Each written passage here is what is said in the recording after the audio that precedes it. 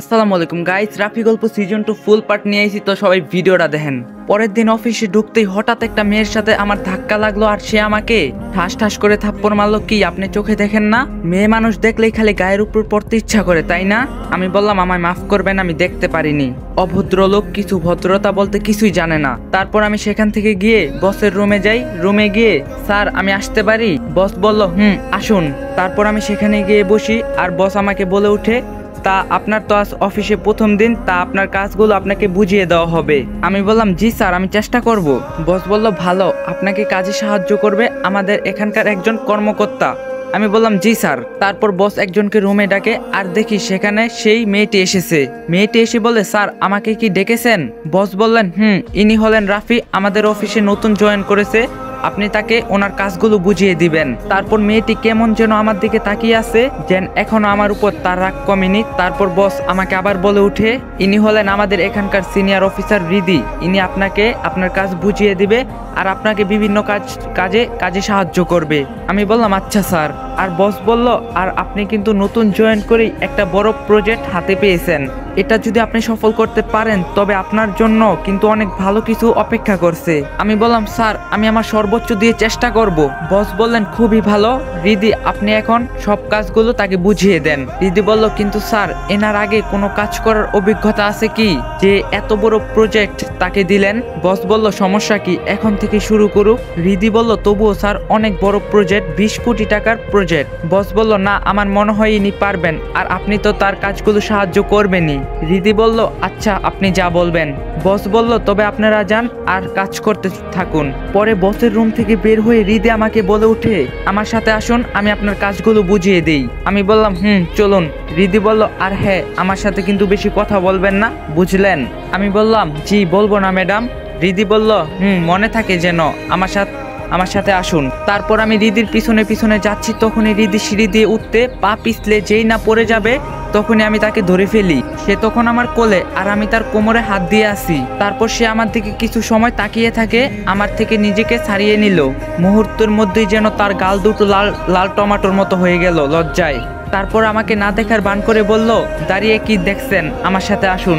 বলেই সে সেখান থেকে চলে গেল আর আমিও কিছু না বলে তার পিছনে যেতে লাগলাম। আমি সেখানে গেলে সে আমার হাতে অনেকগুলো ফাইল হাতে ধরিয়ে দিয়ে বলল, এই ফাইলগুলোর সব কাজ করুন। তারপর সে আর কিছু না বলে সেখান থেকে চলে গেল। তারপর আমি নিজের মতো করে কাজ করছি, দেখতে দেখতে 3 ঘন্টা চলে গেল। তারপর বস এসে বলল, আপনার কাজ কি কোনো অসুবিধা হচ্ছে? আমি বললাম না স্যার। তারপর আমার কাজগুলো দেখে বস আমাকে বলল, বাহ আপনি তো প্রথম দিন এসেই সব কাজ বুঝে গিয়েছেন। আমি বললাম জি স্যার। বস বলল, তা রিদিকে দেখতে পারছি না, তা সে কোথায়? আমি বললাম স্যার আমি জানি না। তারপর বস সেখান থেকে চলে যায় আর আমি আবার কাজ শুরু করলাম। পরে একজন এসে বলল, আপনি কি এখানে নতুন নাকি? আমি বললাম আমি নতুন, আজই জয়েন করলাম। তা আপনাকে মনে হয় রিদি ম্যাডামের সাথে দেখলাম। আমি বললাম একটা প্রজেক্টের কাজ আমাকে দেওয়া হয়েছে, তার জন্যই আমাকে কাজগুলো বুঝিয়ে দেন। তা ভাই আপনি তো নতুন, রিদি ম্যাডাম কিন্তু অনেক রাগী। আমি বললাম রাগী হলে আর কি করার, তা দুপুরের খাবার খেতে যাবেন না? আমি বললাম এই কাজ করেই যাব। তারপর আমি আবার কাজ করতে শুরু করলাম। তখনই রিদি সেখানে আসলো আর আমাকে বলল, আপনাকে যে ফাইলগুলো দিয়েছিলাম সেইগুলো কাজ করছেন? আমি বললাম করছি। রিদি বলল, তা আপনি এখন কি করবেন, দুপুরের খাবার খেতে যাবেন না? আমি বললাম না, পরে যাব। রিদি বলল, আপনি আমার সাথে আসুন। আমি বললাম কোথায়? রিদি বলল, আমি আসতে বলছি না? আমি বললাম যাচ্ছি, কিন্তু কোথায় যাব? রিদি বলল, এখন আপনি আমার সাথে খেতে যাবেন। আমি বললাম কিন্তু। রিদি বলল, আমি কোনো কথা শুনতে চাই না। তারপর আমি রিদির সাথে গেলাম। সে আমাকে অনেক বড় একটা হোস্টেলে নিয়ে গেল। সেখানে গিয়ে আমাকে বলল, রিদি বলল, বলুন কি খাবেন? আমি বললাম আমার এখন খেতে ইচ্ছা করছে না। রিদি বলল কেন? আমি বললাম এমনি।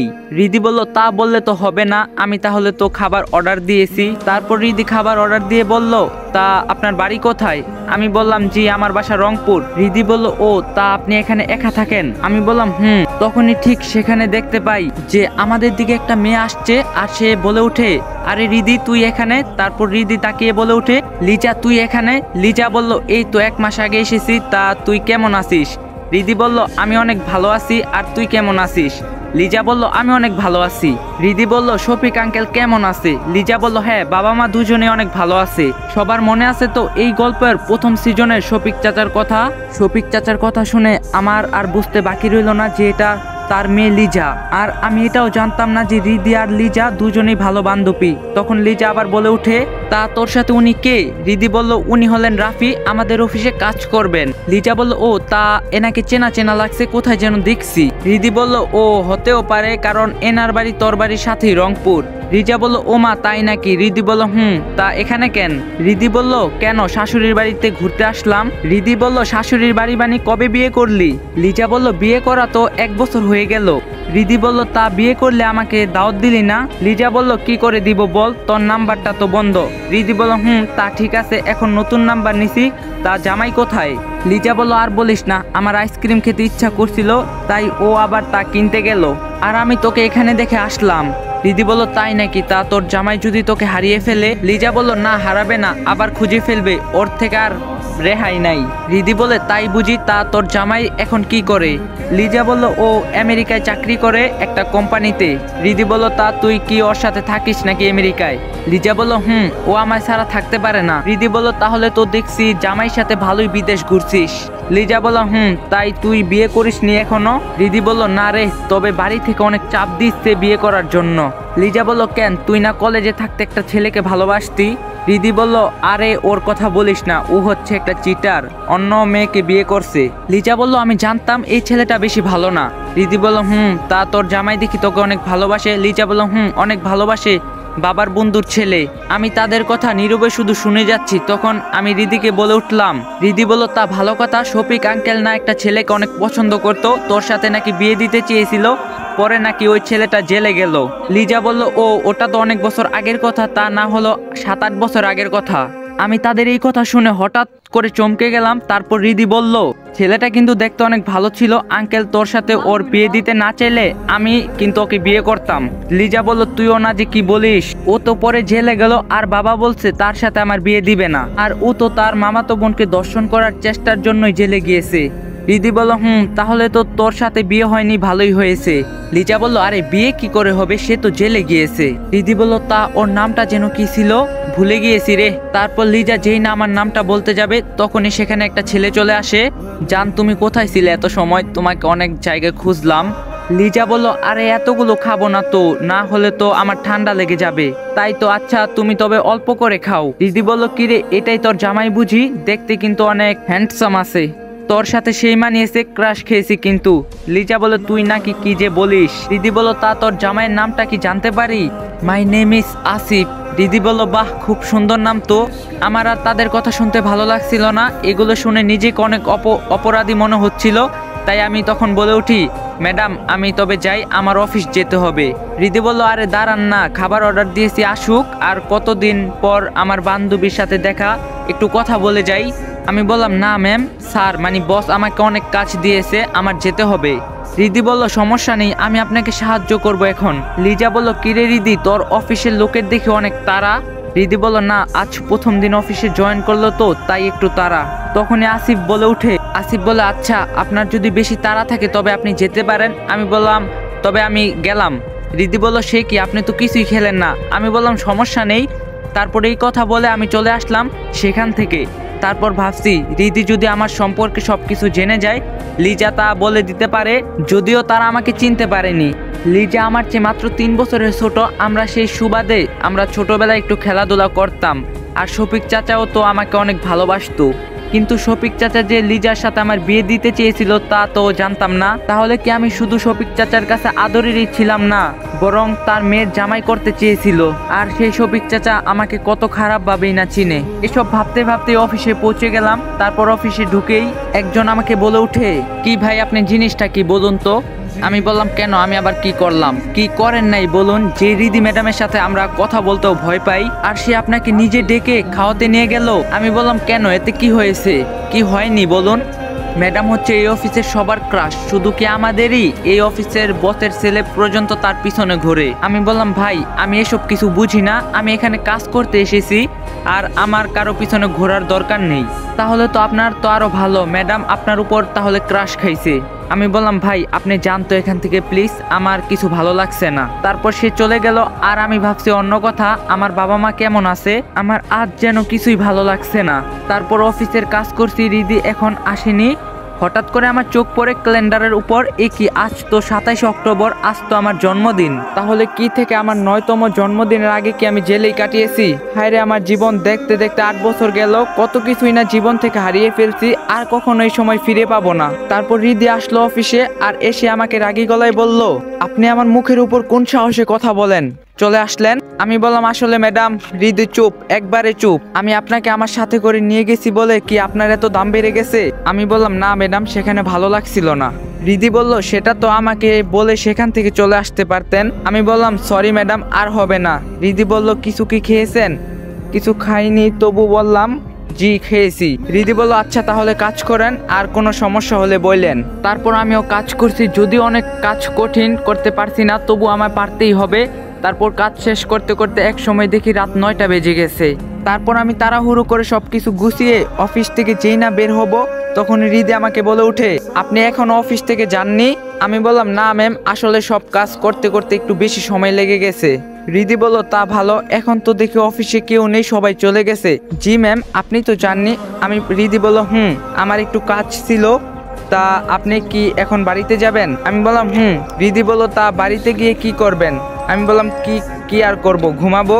রিদি বলল, আচ্ছা চলুন, আমি আপনাকে গাড়ি দিয়ে এগিয়ে দেই। আমি বললাম, আপনি কেন আমাকে এগিয়ে দিবেন? রিদি বলল, কেন, আমার সাথে যেতে আপনার কি কোনো সমস্যা? আমি বললাম, তা না, আমি একাই যেতে চাচ্ছি। রিদি বলল, আমি না হয় আজকে আপনাকে এগিয়ে দিলাম। তারপর আমি আর কিছু না বলে তার সাথে গাড়িতে গিয়ে বসলাম। তারপর সে গাড়ি চালাচ্ছে, তখন সে আমাকে বলে উঠলো, আপনার বাড়িতে কে কে আছে? আমি বললাম, কেউ নেই, আমি একা। রিদি বলল, তাহলে আপনার এত তাড়া কেন বাড়িতে যাওয়ার? আমি বললাম, আমার আসলে বাড়িতে তাড়াতাড়ি যেতে হয়। রিদি বলল, আজ না হয় আমার সাথে এক জায়গায় চলেন। আমি বললাম, কোথায় যাব? রিদি বলল, এমন কেন করছেন, দেখলেই বুঝতে পারবেন। আমি বললাম, না ম্যাম, আমাকে তাহলে এখানে নামিয়ে দেন, আমি এখন কোথাও যেতে পারবো না। রিদি বলল, আগে চলেন না। তারপর আমি আর কিছু না বলে তার সাথে যেতে থাকি।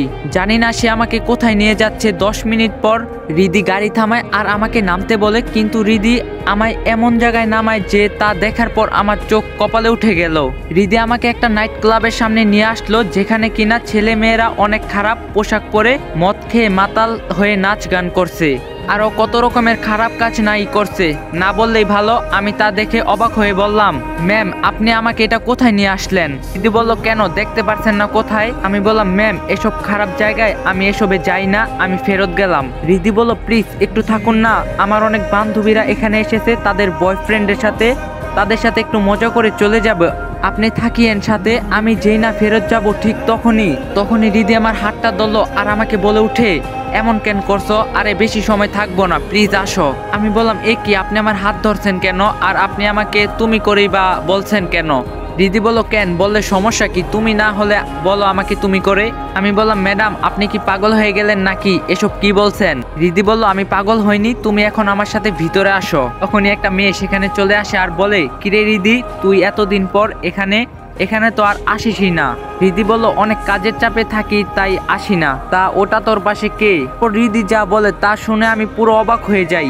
সে বলে, কেন, এটা আমার বয়ফ্রেন্ড। বাহ, অনেক সুন্দর দেখতে তো তাড়াতাড়ি ভিতরে আয়, সবাই তো সেখানে আছে। তারপর মেয়েটি সেখান থেকে চলে গেল। তখনই আমি তাকে বলে উঠি, রিদি ম্যাম, আপনি কেন এই মেয়েটাকে বললেন আমি আপনার বয়ফ্রেন্ড? রিদি ম্যাডাম বলল, কেন, বললে কি হয়? আমি বললাম, অনেক কিছু হয়, আর আপনি যে এখানে এসে এরকম খারাপ কাজ করছেন তা কি ভালো হচ্ছে? রিদি ম্যাডাম বলল, তোমাকে এত ভালো মন্দ বুঝতে আসতে হবে না, এখন তুমি আমার সাথে আসো। আমি বললাম, আমি আপনার সাথে যাব না। কি, তুমি যাবে না আমার সাথে ভিতরে? আমি বললাম, কখনোই না, আমি এরকম পাপের দুনিয়াতে যেতে চাই না। রিদি বলল, তুমি যদি এখন আমার সাথে না যাও তবে আমি তোমাকে চাকরি থেকে বের করে দিব। কথা শুনে আমি সাথে সাথে থমকে গেলাম আর বললাম, প্লিজ এমনটা করবেন না, আমার চাকরিটা খুবই দরকার। রিদি বলল, তবে আমার সাথে ভিতরে চলো। আমি বললাম, যেতে পারি, তবে একটা শর্তে।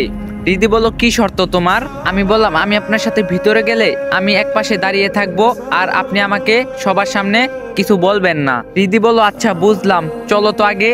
তারপর রিদি আর রাফি নাইট ক্লাবের ভিতরে গেল।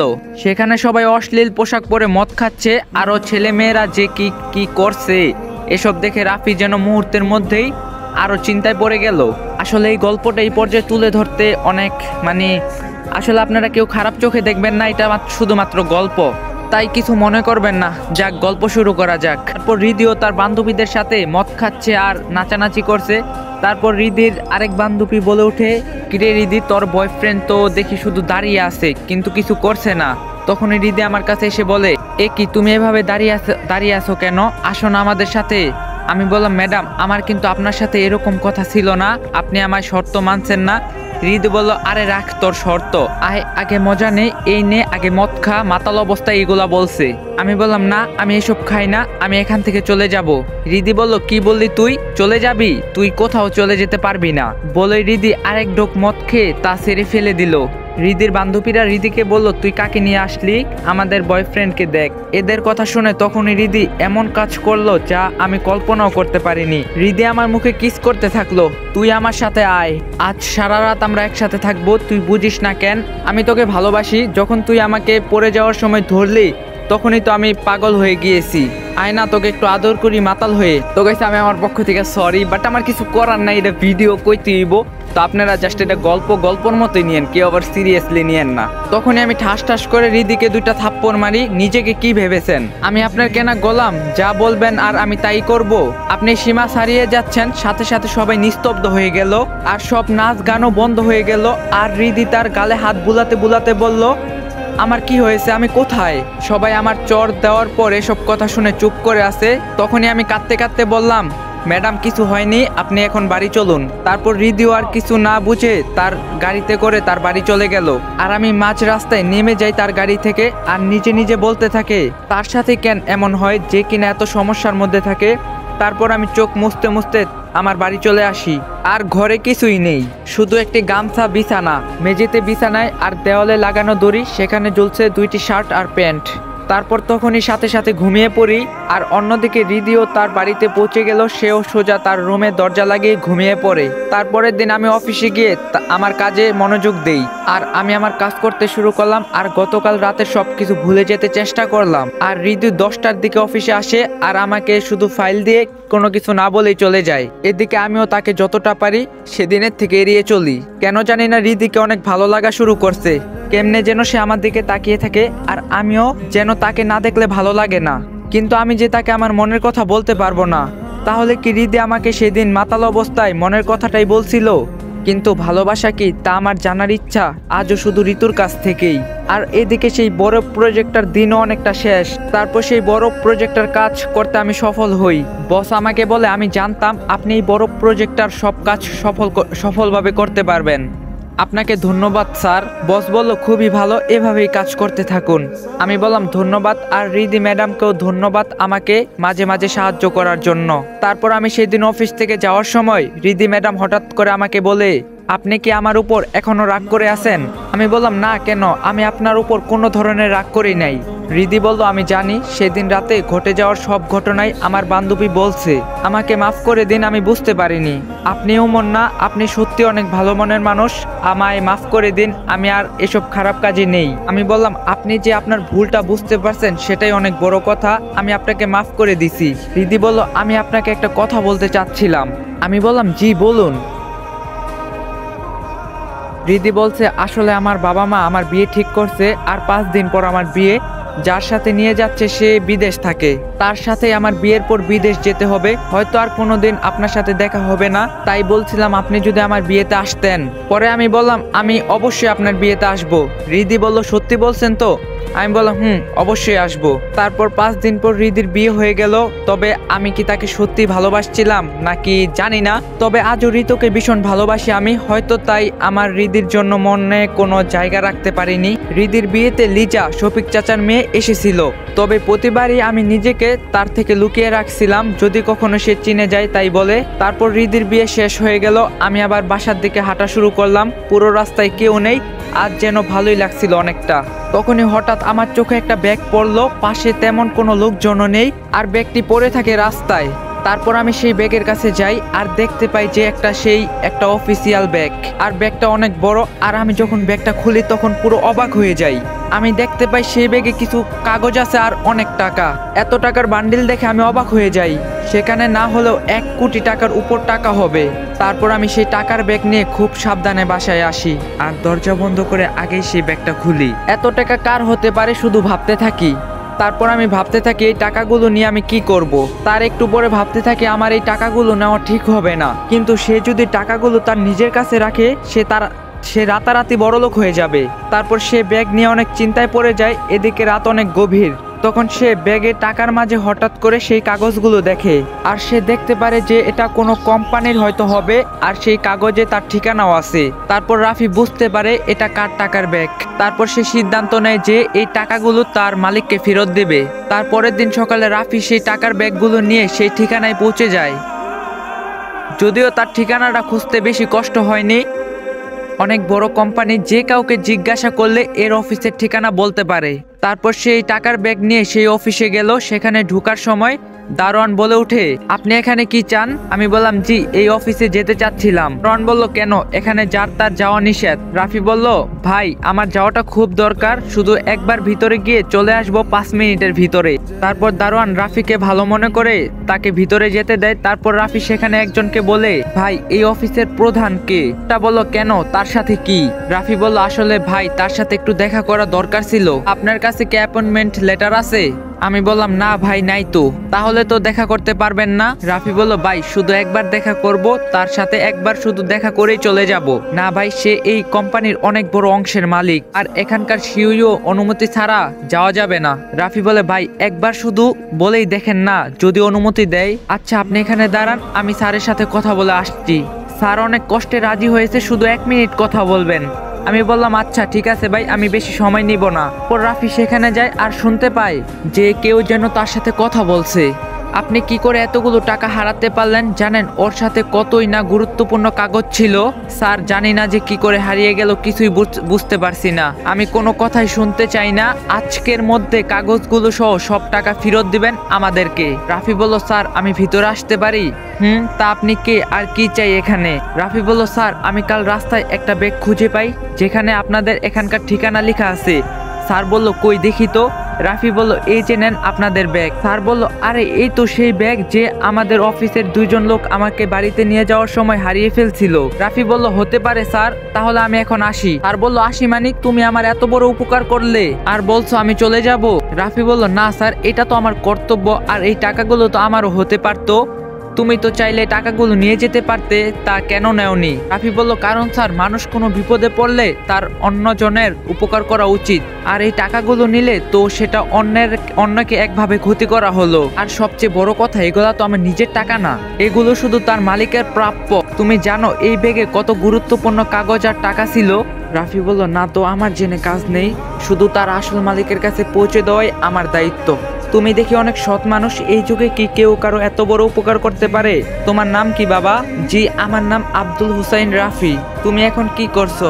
জি, আমি একটা কোম্পানিতে ছোট চাকরি করছি। তুমি যে আজ আমার এত বড় উপকার করলে, তবে তার বিনিময়ে কি চাও? রাফি বলল, আমি তো কোনো কিছু পাওয়ার আশাই আপনার কাছে আসিনি, তবুও তোমার মতো সৎ কাউকে তার কাজের মর্যাদা না দিলে যে তা হয় না। বলো তোমার কি চাই? রাফি বলে, আপনি খুশি হয়ে যা দিবেন আমি তাই নিব, আমার কোনো চাওয়া নাই। বেশ, তোমার মতোই বিশ্বস্ত ও সৎ লোক আমার দরকার। তুমি আজ থেকে আমার এখানে কাজ করবে এবং আমার সাথেই করবে। রাফি বলল, কিন্তু স্যার। কোনো কিন্তু নয়, প্লিজ তুমি আমার কথা রাখো। রাফি বলল, ঠিক আছে স্যার, আপনাকে অনেক ধন্যবাদ, আপনি আমার জন্য কত কিছুই না করলেন। এভাবে বলছো কেন? এটা তোমার সততার পুরস্কার। তারপর আমায় সেখানে অনেক বড় একটা পোস্টে তিনি আমাকে চাকরি দিল, আর আমি আগের চাকরিটা ছেড়ে দিলাম। যদিও সেখানকার বস অনেক করে বলছিল যেন আমি চাকরিটা না ছাড়ি সেখান থেকে, তবুও ছেড়ে দিলাম। তারপর আমি সেই অফিসে কাজ করা শুরু করলাম, কিন্তু আমি যেখানে থাকি সেখান থেকে সেই অফিসটা অনেক দূর ছিল, তাই রোজ আসতে অনেক দেরি হচ্ছিল। তাই তিনি একদিন হঠাৎ করে বলে উঠে, রাফি, তোমার কি রোজ আসতে কষ্ট হয়? তুমি প্রতিদিন দেরি করে আসো। রাফি বলে, আসলে স্যার, আমি যেখানে থাকি সেখান থেকে এখানে আসতে অনেক সময় লাগে, আর কি দেরি হয়ে যায়। তা সেটা তুমি আমাকে আগে বলবে না? আজ থেকে তুমি আমার বাড়িতে থাকবে। রাফি বলল, কি বলছেন স্যার? আমি আপনার বাড়িতে কি করে থাকবো? কেন, তুমি আমার বাড়িতে এবার থেকে থাকবে, মানে আমার সাথে। রাফি বলল, কিন্তু স্যার, আপনার তো পরিবার আছে। তা কোনো সমস্যা নেই, তোমার মতো এত সৎবান কেউ আমার বাড়িতে থাকবে, সেটাই তো অনেক। আর তুমি রোজ আমার সাথে অফিসে আসবে। তারপর আমি তার জোরাজুরিতে রাজি হলাম। পরে অফিস শেষ হলো, তিনি আমাকে তার সাথে করে তার বাসায় নিয়ে গেল। তার বাড়ি দেখে আমি আরো অবাক। এই যেন বাড়ি নয়, পুরো রাজপ্রাসাদ। আর বাড়ির ভিতরটা যা সুন্দর তা তো বলার বাইরে। তারপর আমাকে নিয়ে তিনি বাসার ভিতর ঢুকলেন। একজন মহিলা আমাদের সামনে আসে, দেখতে অনেক সুন্দর, পরনে একটা সুন্দর শাড়ি, বয়সটা মাঝামাঝি মনে হয়, বোঝা যায় না, তবে তার কথা শুনে বুঝে ফেললাম এটা তার স্ত্রী। তোমাকে না বললাম আজ তাড়াতাড়ি অফিস থেকে আসবে। সরি বাবা, ভুল হয়েছে, আর দেরি হবে না। তোমার সাথে এই ছেলেটা কে? এই যে তোমাকে একটা ছেলের কথা বলছিলাম না, যে আমার কত বড়ই না উপকার করলো, ও তুমি তাহলে সেই ছেলেটি? তোমার কথা কতই না শুনছি। তা তুমি কেমন আছো বাবা? রাফি বলল, জি আলহামদুলিল্লাহ ভালো আছি। এই যে শোনো, আজ থেকে ও কিন্তু এখানেই থাকবে, ওর আবার বাসাটা অনেক দূর হয় অফিস থেকে। তাহলে তো ভালোই হয়। তা বাবা তুমি ফ্রেশ হয়ে আসো। আমি বললাম আচ্ছা। তারপর আমি ফ্রেশ হয়ে আসি, আর একটা কাজের লোক আমাকে আমার রুম দেখিয়ে দিল। বিশাল বড় রুম, আর সেই রুমে কি না নেই। তারপর সেখানে আমি শুয়ে আছি, অনেক দিন পর শান্তিতে শুইলাম, অনেক নরম বিছানা বটে। পরে একজন লোক আমাকে নিচে ডাকলো, তারপর আমি নিচে গেলাম, দেখি স্যারের স্ত্রী সেখানে আমার জন্য বসে আছে। কি তোমার এত দেরি হলো যে? তাড়াতাড়ি এখানে এসো। তারপর আমি সেখানে বসি, আর আমাকে তার স্ত্রী বলে ওঠে, তা বাবা তোমার দেশের বাড়ি কোথায়? আমি বললাম, জি আন্টি রংপুর। তোমার বাবা মাও কি সেখানে থাকে? আমি বললাম, জি বাবা মা নেই আমার, সবাইকে হারিয়ে ফেলছি। হারিয়ে ফেলছো মানে? আমি বললাম, আমার বাবা মা আমার কাছে আর নেই। কেন, তারা কোথায়? রাফি বলল, তারা আমাকে ছেড়ে চলে গিয়েছে। তা তুমি এখন একাই থাকো? রাফি বলল, জি একাই থাকি। তুমি মন খারাপ করো না এর জন্য। আচ্ছা তোমরা আর কি বাবা মার কথা মনে পড়ে না? আমি বললাম, জি মাঝে মাঝে পড়ে। তা তোমার এখানে কোনো অসুবিধা হচ্ছে না তো? আমি বললাম, না কোনো অসুবিধা হচ্ছে না, আমাদের কিন্তু একটা মাত্রই মেয়ে। তা তুমি যদি কিছু মনে না করো তবে একটা কথা বলি। আমি বললাম, না না কিছু মনে করব না, আপনি বলুন। আমার তো কোনো ছেলে নেই, আর তোমাকে দেখে কেন জানি আমার এত অল্প সময় কত আপন কেউ মনে হচ্ছে। তুমি কি তবে আমাকে মা বলে ডাকবে? তখন আমি এই কথাগুলো শুনে হঠাৎ করেই তার সামনে কেঁদে ফেলি। এ কি তুমি কাঁদছো কেন? না কিছু না, আমি আপনাকে মা বলেই ডাকবো। সত্যি? আমি বললাম, ডাকবো মা। ঠিক তখনই কে যেন সেখানে চলে আসে, আর আমি পিছনে ফিরে দেখি মিম। মিম তখন বলল, আপনি এখানে?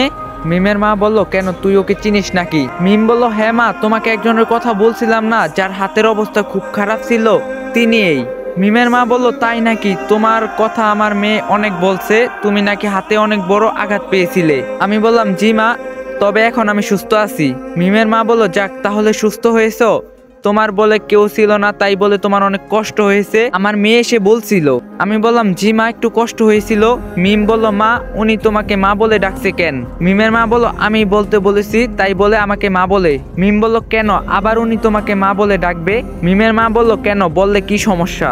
দেখ ওকে দেখে আমার কেন জানি অনেক আপন কেউ মনে হচ্ছে। মিম বলল, তাই বলে সে তোমাকে মা বলে ডাকবে? মিমের মা বলল, হ্যাঁ ডাকবে। আর জানিস তোর বাবার কি বড় উপকার করছে? মিম বলল, কি উপকার করছে? মিমের মা বলল, ও অনেক সৎ একটা ছেলে, কিন্তু তোর বাবা না বলেছিল তার যে টাকার ব্যাগটা হারিয়ে গিয়েছিল তা এসে নিজে তোর বাবাকে ফেরত দিয়েছে। মিম বলে, বলো কি মা? মিমের মা বলে, তাহলেই বল, এমনি কি বলেছি? মিম রাফিকে বলল, ও অনেক রাত হলো, আপনি বাড়ি যাবেন না? তখনই মিমের মা বলে উঠে, না ও যাবে না, এবার থেকে আমাদের সাথেই এখানেই থাকবে। মিম বলল, কেন উনি আবার আমাদের বাসায় থাকবে? মিমের মা বলল, ওর আসলে বাসা অনেক দূরে হয় তোর বাবা অফিস থেকে, তাই তোর বাবা বলছে এবার থেকে রাফি এখানেই থাকবে, আর রাফি তোর বাবার প্রিয় একজন। মিম বলল, আচ্ছা থাকতে চাইলে থাকুক। মিমের মা মিমকে বলল, যা তুই এখন ফ্রেশ হয়ে আয়, একসাথে খেতে বসবো। তারপর মিম চলে যায়, আর মিমের মা বলে, আমার মেয়েটা না মাঝে মাঝে একটু রাগ হয়, কিন্তু ওর মনটা অনেক ভালো। আমি বললাম, জি ওর মন অনেক ভালো। মিমের মা বলল, আচ্ছা তবে এখানে বসো, আমি দেখে আসি রান্না কতটুক হলো। তারপর মিমের মা সেখান থেকে চলে গেল, আর আমি সেখানে বসে আছি। আর রাফি ভাবতে থাকে সে তার একটা সততার পরিচয় দিয়ে একটা পরিবার বুঝে পেল, আর অপূর্ণটা পূর্ণ হলো। একটু পরে মিমের বাবা এলো, আর মিমও নিচে আসলো। তারপর রাফিকে মিমের মা খেতে ডাকলো, তারপর রাফি সেখানে গেল, সবাই একসাথে খাওয়া দাওয়া শুরু করে। হঠাৎ করে রাফি অনুভব করলো যেন তার পায়ে কেউ লাথি দিচ্ছে। তারপর রাফি দেখলো মিম এমনটা করছে, আর মুসকে মুসকে হাসছে। তখনই মিমের বাবা রাফিকে বলল, রাফি তুমি দেখি অনেক মেধাবী, এত অল্প সময়ে অফিসের কতগুলো কাজ করছো।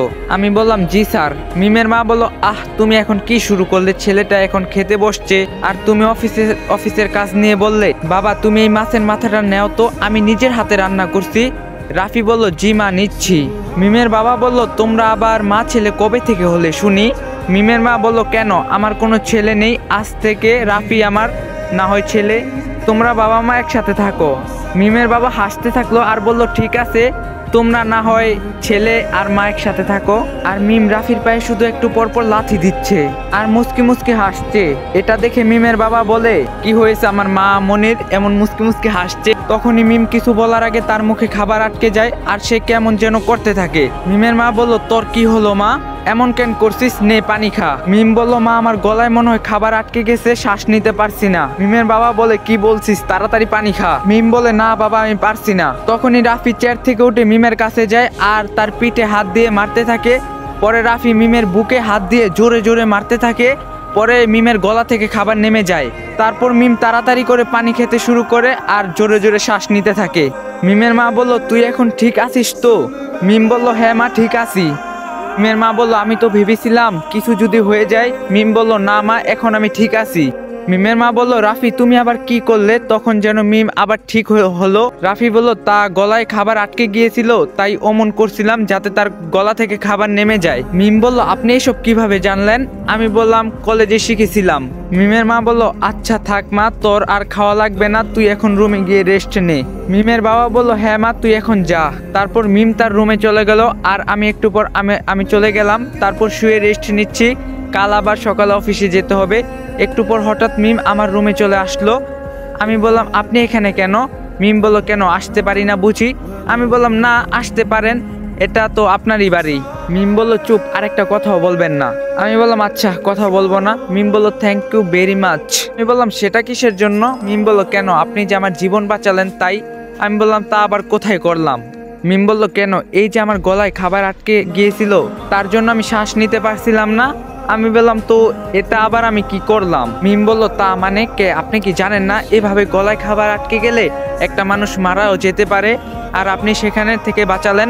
আমি বললাম আপনি আমার জন্য যা করছেন তার কাছে এসব কিছুই না। মিম বলল তা তো বললে হবে না, এখন এর জন্য আপনাকে একটা শাস্তি পেতেই হবে। আমি বললাম এসব শাস্তি পরে হবে, আগে বলুন তো। তখন আপনি খাবারের সময় টেবিলের নিচ দিয়ে আমার পায়ে লাথি কেন দিছিলেন আর মুসকি মুসকি হাসছিলেন? আমার এই কথা শুনে মিম আবারও হাসতে লাগলো। আমি তার মিষ্টি দেখতে হাসি দেখতে লাগলাম। তখন সে বলল তা হাসবো না কেন শুনি? আপনি আপনার টি শার্ট উল্টো করে পরছেন আর আপনাকে কেমন যেন দেখাচ্ছে। তারপর রাফি দেখে সত্যিই তো সে তার টি শার্ট উল্টো করে পরছে, কি লজ্জার একটা বিষয়। মিম বলল কি জানা হলো এখন কেন হাসছি? রাফি বলল তাই তো দেখছি। মিম বলল তা এখন তো জানা হলো, এখন আপনার শাস্তি জানবেন না? আমি বললাম হ্যাঁ তাহলে বলুন আমার কি শাস্তি হবে? মিম বলল আপনাকে কাল আমার সাথে শপিং মলে যেতে হবে। আমি বললাম কিন্তু কাল তো আমার অফিস আছে। মিম বলল কাল আবার কিসের অফিস? কাল তো ছুটির দিন। আমি বললাম ও তাই তো, কাল তো ছুটির দিন। মিম বলল তাহলে কাল আপনি আমার সাথে যাবেন শপিংয়ে। আমি বললাম কিন্তু আমি আপনার সাথে কেন যাব? মিম বলল কেন আপনাকে শাস্তি পেতে হবে না? আমি বললাম আচ্ছা তাহলে কালকে আপনার সাথে যাব শপিংয়ে। মিম বলল এই তো ভালো ছেলের মতো কথা। আমি বললাম জি বলুন। মিম বলল আপনি তাড়াতাড়ি রেডি হন, আমরা এখন শপিংয়ে যাব। আমি বললাম কিন্তু এত তাড়াতাড়ি কেন, পরে গেলে হয় না? মিম বলে না পরে গেলে হয় না, আর এখন সকাল 10টা বাজে। আমি বললাম আচ্ছা কিন্তু আপনার বাড়িতে আমি কি বলবো? মিম বলল কি আবার বলবেন, আমার সাথে শপিং এ গিয়েছিলেন। আমি বললাম কিন্তু। মিম বলল কোনো কিন্তু নয়, আপনি এখন আসুন। এই বলে মিম চলে গেল আর আমিও কোনো উপায় না পেয়ে রেডি হলাম। তারপর দেখি মিমও রেডি হয়ে এসেছে, কিন্তু আজ যেন তাকে আর আগের মিমের মতো দেখা যাচ্ছে না। তাকে দেখে মনে হচ্ছে যেন আকাশ থেকে নীল পরি নেমে এসেছে। তার পরনে নীল রঙের 3 পিস পরে সে আমার সামনে আসলো আর ঠোঁটে হালকা করে লাল লিপস্টিক, সাথে চোখে গাঢ় করে কাজল দেওয়া। আমি শুধু তার দিকেই তাকিয়ে আছি। তারপর সে বলে ওঠে হ্যালো কি হয়েছে, এভাবে কি দেখছেন? আমি বললাম ও কিছু না চলেন। আমি আর মিম যখনই বাইরে যাব তখনই মিমের মা দেখে বলে কি কোথায় যাওয়া হচ্ছে? মিম বলল মা ওনাকে নিয়ে শপিং এ যাচ্ছি। মিমের মা বলল আচ্ছা তাড়াতাড়ি আসবি কিন্তু। মিম বলল আচ্ছা ঠিক আছে মা। তারপর মিম আর রাফি মিমের গাড়িতে উঠলো, তারপর গাড়ি চালানো শুরু করলো। তারপর মিম বলে উঠে ভালো কথা আপনার কাছ থেকে জানাই হলো না, আপনার বাবা মা কেন আপনাকে ত্যায্য পুত্র করছে? আমি বললাম তা আমি বলতে চাই না। মিম বলল না আপনাকে বলতেই হবে। আমি বললাম আচ্ছা বাড়ি গিয়ে একবারে বলি। মিম বলল আচ্ছা আপনার যেটা ভালো হয়। তো আসসালামু আলাইকুম গাইস, আজকের এই ভিডিওটা কেমন লাগছে সেটা অবশ্যই কমেন্টে জানাই দিবা। আর এটা কিন্তু আমি ইয়ামিন ভাইয়ের চ্যানেল থেকে নিচ্ছি, তার চ্যানেল লিংক আমার ডেসক্রিপশন বক্সে দেওয়া আছে, অবশ্যই চেক করে নিবা। আর নেক্সট পার্ট চাইলে তোমরা তাড়াতাড়ি কমেন্ট করো, তোমাদের কমেন্টের উপরে নির্ভর করতেছে নেক্সট পার্ট দিমু কিনা।